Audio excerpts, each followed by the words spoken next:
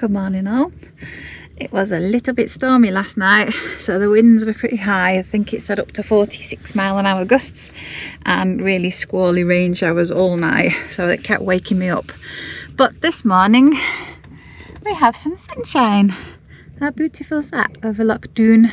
So while the weather's a little bit better, I think I'm going to go on a hike today.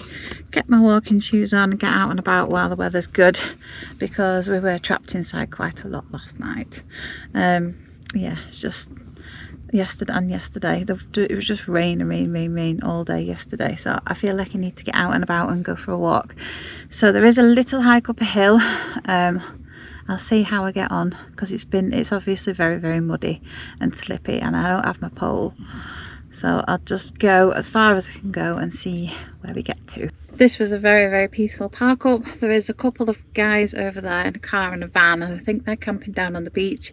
I did hear that one of them come back up last night, but I don't know whether they came to sleep in the van because the weather was pretty dire, so I don't think I had a fancy sleeping in a tent down there last night. I did see them down there this morning having coffees when I took Doug out for a walk, but other than that, completely peaceful. Obviously this road is a tiny wee road, so you don't get a lot of through traffic. I've not even seen a car go past this morning, to be fair. Yeah, really peaceful, nice little park up. We're stopping tonight and then moving on again tomorrow, so I've got today to explore the area. It's quite cold, so the diesel heater is on. I'll just warm the van up and see whether I have to switch it off, because obviously I don't like letting him get too hot. Are you alright? He's been out, he's had his breakfast, he's happy. So yeah, let's go out on this little walk and see what around the area of Loch Doon has to offer. Outside of the car park, on the other entrance, you have got a Craigley Trail, which is here for the castle loop, and then you can go up to the wee hill of Mulloch, which I think I'm going to go and do. An hour and 20 minutes. I'm going to see how high it goes, because it's already a tad slippy underfoot, and as I've mentioned, I didn't bring my walking pole, so I'll just have to see how I go. So I've obviously got to get back down. Views are getting better. I haven't climbed up that high really yet. It's cold, it's wet, it's muddy, and it's on and off quite windy, as you can tell. But it would be easy to say I'm just going to sit in the van and read and do nothing, but I think when you live in a small space like a van, you need to make the time to get outside no matter what the weather is. Especially me, it helps my mental health being outside in nature a little bit, and it's so good for you. This is a bit of a climb. As you can hear, I'm a tiny bit out of breath, but look how pretty it is this morning. So much better weather than yesterday. Yesterday was rubbish. Obvious it was some sort of building here at some point. The trail goes through the middle. That's how high I've climbed. I've only been walking for about 5 minutes. It does climb quite steeply, quite quick, and you're constantly on the incline, so it's going to be slow going for me getting down. There's a good view towards the bottom of Loch Doon. Car park is not far from that little house over there. I have no internet to do any research on where I'm going. I think if you follow the forestry track up, it takes you to the hill, and if you follow these little yellow markers, it takes you to the castle loop walk. I'm going to stay on track so I don't get lost, because there's no internet up here. I can get GPS, so I can probably get on my OS maps, but it's very muddy. I'm on my own, so I'll be careful today. That's really good. I found a marker, so you can do both from this trail up here. This is obviously a forestry track. That's a pretty little sound, isn't it? Very peaceful here. There is a bit of a reference on how high I've climbed so far. It's not taking me that long. As I've told you previously, I get up quicker than I get down. I get scared coming down that I'm going to slip, and I have worst case scenario in my head. So I go very slowly, very carefully. Getting up, I can just kind of plough on and climb and use hands and feet if necessary, and I have done that coming down spaces before. I'll just have to come down careful. I think This is a loop walk, so I won't be coming back down this way, so I'll just have to see what the other way is like. Okie dokie, we've reached another marker. So the castle loop goes in this direction. The wee hill of Craig Mulloch goes up here. That looks muddy. I'll go and have a little look. Typical Susie, I'm making my way up the hill. I can't get back down it. Might be coming down with a muddy bottom yet. I'm up that little rocky bit. Whew. Let's get the heart going. I'm making a presumption here that the hill is up there. I think you go around these trees and then up. I have to see what it's like. Pretty high up now. Look at that view. It looks amazing from up here. And there's no wind. I wish I would have brought my drone. Hindsight's a wonderful thing. It's getting a wee bit steep. I'm really conscious I've got to get back down here because this isn't part of the loop. I'll go a bit further, see if it carries on getting more steep. If not, I'm turning around because I am on my own. Although there's a phone signal, there's no internet up here, nothing. So yeah, it's very remote and I've not passed a soul.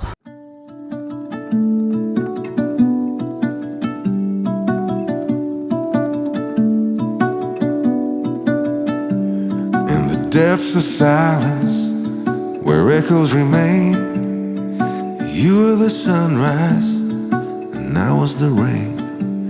A collision of souls opposing in flight. I was the darkness, you yearned for the light. Now you're gone and I'm losing my mind, losing my mind, I'm losing my mind.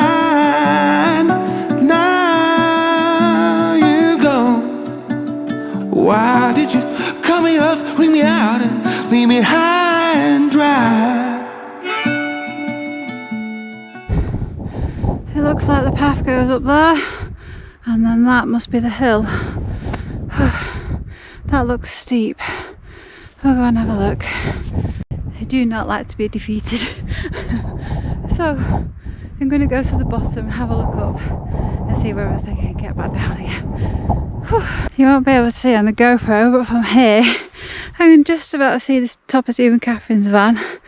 That little house we're nearby. That's the road down the side of the loch, and this wiggly one's the forestry track. Look at that view. Wow, it's getting steeper. I'm out of puff and I think I'm overdressed. It looks amazing from up here. Look at all the firs, it looks so green. I'm going to go back and try and get my drone out, I think, once I get back. Fingers crossed the weather stays okay, because I am a very amateur drone flyer. We made it! Ta-da! Look at that view. Oh my god. I've come from that direction over there. It's quite far away. It's very windy up here, so it's time for me to try and get back down. I hope you can hear me. My feet are squelching in the mud. It's just a mud pit on this bit of the walk. Ooh. Just hope I don't lose a shoe. Okay, here we go. Wish me luck.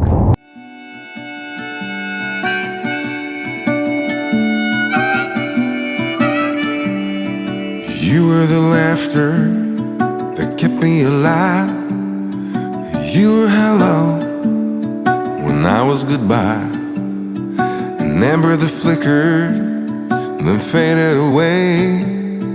You were the summer, I was that same old shit in me. Now you're gone and I'm losing my mind, losing my mind, I'm losing my mind now. You can see where the path is all the way down. It's so steep. I'm not liking this one bit. Love the climb, hate the descent. One steep bit done. Only loads more to go. I just slid on a rock and now my heart's going 10 to the dozen. I don't want to fall down there. Okie dokie, that's that bit done. Only the rest of it to go. It's going to take me all freaking day to get down here. Sun's coming out. I'm hot now.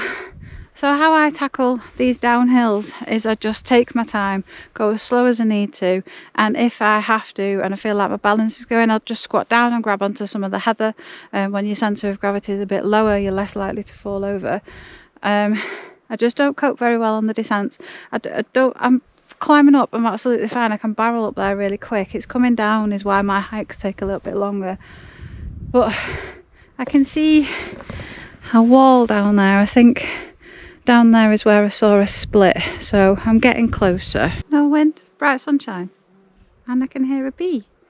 It's a bit late for bees, isn't it? It's much easier for me to walk when it's like this. The grass has dried out quite well in the sunshine. You get quite a good grip underneath your feet. A few people have asked me where my shoes are from.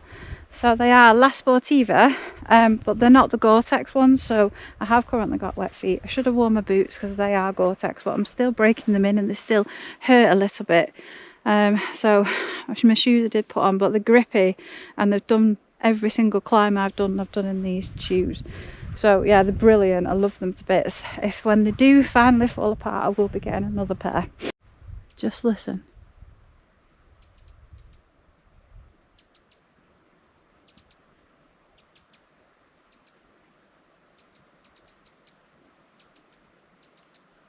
How peaceful is it here?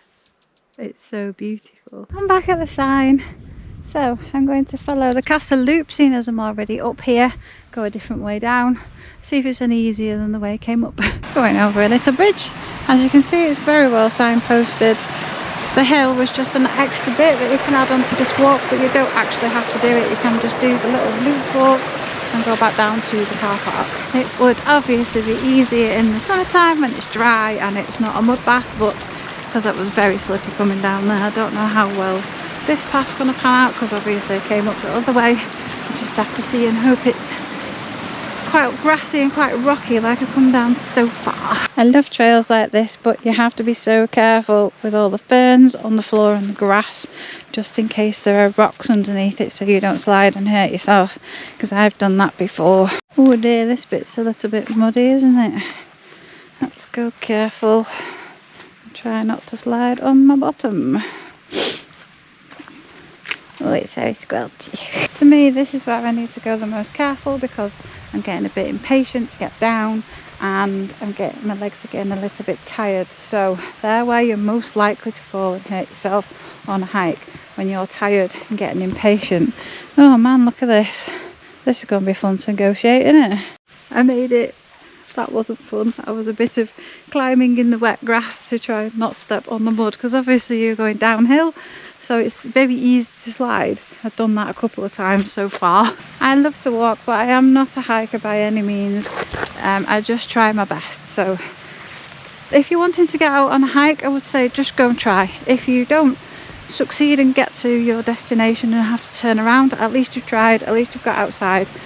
And I do get that, where I'm determined to get to where I'm going sometimes when I shouldn't. I've started to try and be conscious of that, especially hiking on my own. So just always be conscious of your surroundings and the weather, especially when you're going up high and in places that are remote if you're on your own. But just get out and try it, and try little walks, little hikes. Just go up a little hill and come back down again. You soon get the hang of it. Even for me, coming downhill, I'm getting better at it, just very, very slowly. And it doesn't matter how old you are. I only discovered I liked walking and hiking in the Lake District, which was about 2 years ago, so I was 42. So yes, you can start it at any age and even any ability, because you can just start on little flat walks and little park walks and stuff, and then gradually ease your progress up from there. So that's if you like to do it. I love it. I love being out in nature and I love being out walking. So yeah, it's something that I just really enjoy, and I'm going to try to do it as much as I can, especially now that I have the freedom to go and explore different places. So it looks like the loop walk takes you back down towards the forestry road, and then you follow the forestry road back up to where I was before, and then down. Maybe I can see the road from here. Let's go and follow it and see where we go. This is pretty, isn't it? A little tiny waterfall. Okay, I just had a look on OS Maps and it doesn't lead you down to the forestry track. Now obviously I could make my way through this maybe and get down to the forestry track, or I can follow this. It takes me to the bottom of the loch. I can either follow the forestry track back or the road, so I might just go and hit the road because it'll be easier going, and follow the loch back to the car park. I don't know how long it's going to take though. I feel like I'm in the middle of nowhere, but I can see the water down there, and from the look of the map this track splits. One hits the forestry track and one hits the road, so I'm going to have to be careful which one I choose because I'm going back the roadway. Less likely chance of me getting lost and missing a time, which I must have done, unless the loop walk does take you down the road. I found a sign, I'm on the right trail, so I didn't go wrong.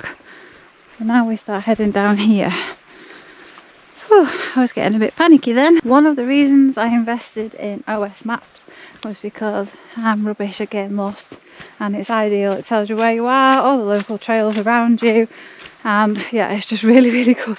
It's worth the money to me. While I'm on this easy little track, I'm going to tell you a little story of, it's not a ghost, it's an actual person. He was born in the 15th century, located in Ayrshire. Now, not in this area, more down the coast, but I've only just read about it, and obviously we had to leave the coast. He was called Sawney Bean. Now, Sawney Bean was known as an angry man. He married a wife probably as violent as he was. They set up home in the caves in the village that they were from, and he didn't know how to make a living in order to support his wife, so he started to rob people. He then decided, in order not to get caught, that he should kill these people also.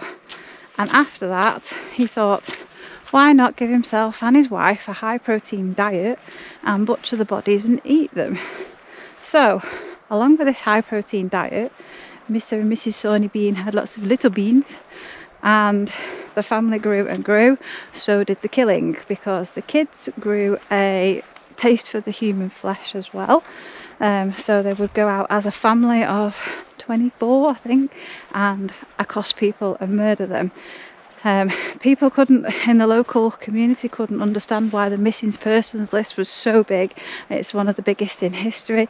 They killed thousands of people, and they only got caught because they used to go out as a group and ambush people. So there was a man and a woman riding back from a fair, husband and wife, and they got the woman, disemboweled her in front of the man. He realised what was happening and who they were, and fought with everything to try and get away. Now, a group of about 20 people were also coming down the same road from this fair and came to the aid of the man.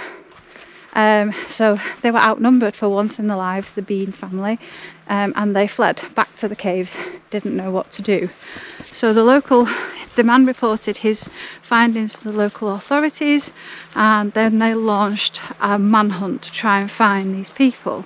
Now, obviously it lasted a while because they lived in a cave. It was only because one of the dogs picked up the scent of decaying human flesh, and they went with soldiers, swords drawn, down into the caves to find the family. There was human bodies hanging up. They were salting them, keeping them like you would in a butcher's, basically. There was bones everywhere, piles of clothes and jewellery from people. It was all very gruesome. So, because the crimes were so heinous, they decided that there was not really a trial. They sent them straight to Edinburgh, where the men were executed by chopping their arms and legs off and left to bleed to death, and the women were burnt as witches. So that's a pretty gruesome Halloweeny tale from the Ayrshire area for you. Okay, I have made it to the bottom of Loch Doon. So the bridge over there takes you onto the road on the other side. This is the end of the road on this side, and then we head off up here. I think it's the only way I can go, really, unless I'm going over the other side of the loch, which I'm not. So I must be headed in the right direction. If this is the actual road, I would not fancy bringing Gladys up here. She would not thank me for it at all. There's a nice little view of the bridge for you. So I think it turns into the River Carrick at the bottom here, and then that's called Carrick Drive up there, but you can only no off-road vehicles, and obviously this is the end of the road, so I don't know whether this is the actual road or it'll bring me out onto the forestry road. I just have to walk up it and see.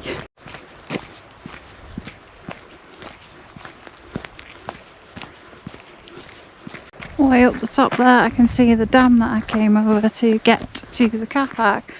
So I am headed in the right direction. The car park's along this road somewhere. Whew, that was a good old walk. I've enjoyed that. Well, this is going to be fun, isn't it? I've already got wet feet, I suppose. Just try and make my way along the edge of it. I hope the branches don't push me in. There we go, I made it. That's a big old puddle in the middle of the road. It's a pretty house, isn't it? Obviously they get people trying to go through to go to the loch because they've got signs everywhere saying they've got CCTV. But it takes the Amazon man even longer to get here than it did to get to the campsite. It's a bit of a road to come down.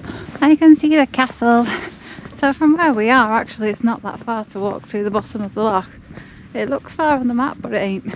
It's only took me 5 minutes to walk up this road. Not a lot at all. Time for a sit down and a drink. From what I can tell on the map, that is the island, I think, where the castle originally sat. And obviously the loch's been flooded because of the dam. So a lot of the ground beneath it's disappeared, and there are still some ruins on there. So I've climbed up that hill, over the back, through all the trees, around the back of here, and then up this road. I'm back. My clothes and socks are in a muddy pile down there because I got up, so my feet got soaked and the bottom of my pants are covered in mud. But I really enjoyed that walk. I loved getting out and I really liked climbing the hill. I'm glad I did it. And I'm glad I did the loop walk. I went to the bottom of the loch. It's really pretty down there. So I'm just going to sit with him a little while. This has been lonely, hasn't you? That's it for the day for me. I am in my warm and comfies. I'm doing nothing else. It's gone a bit cold for me and now my nose is cold and he's a little bit chilly. So we're going to snuggle and not do a lot for the rest of the day. Obviously it's going to be getting dark early, so there's not much point in trying to do anything else. I need to go over there and we need to plan what we're doing tomorrow. Because currently I don't know what we're doing and I need to know where we're going and where we're staying, because I like to have that in my head the night before preferably. So from me, Gladys and Doug, we're going to say goodbye from this video.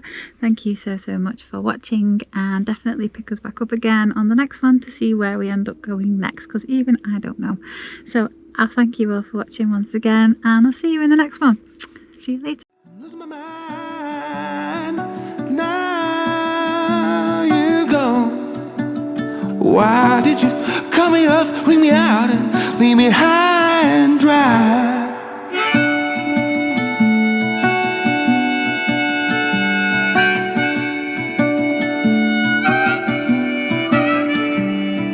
You were the laughter that kept me alive.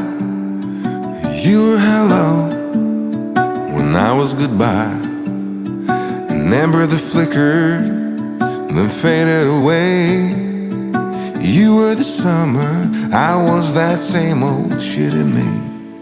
Now you go, and I'm losing my mind, losing my mind, losing my mind. Now you go. Why did you cut me up, bring me out, and leave me high and dry?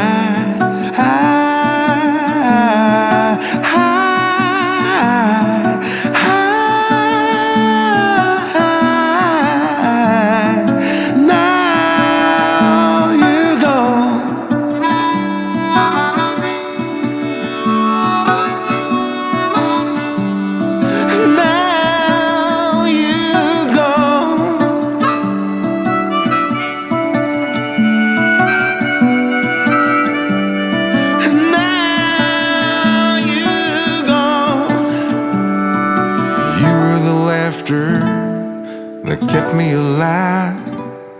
I said, hold on.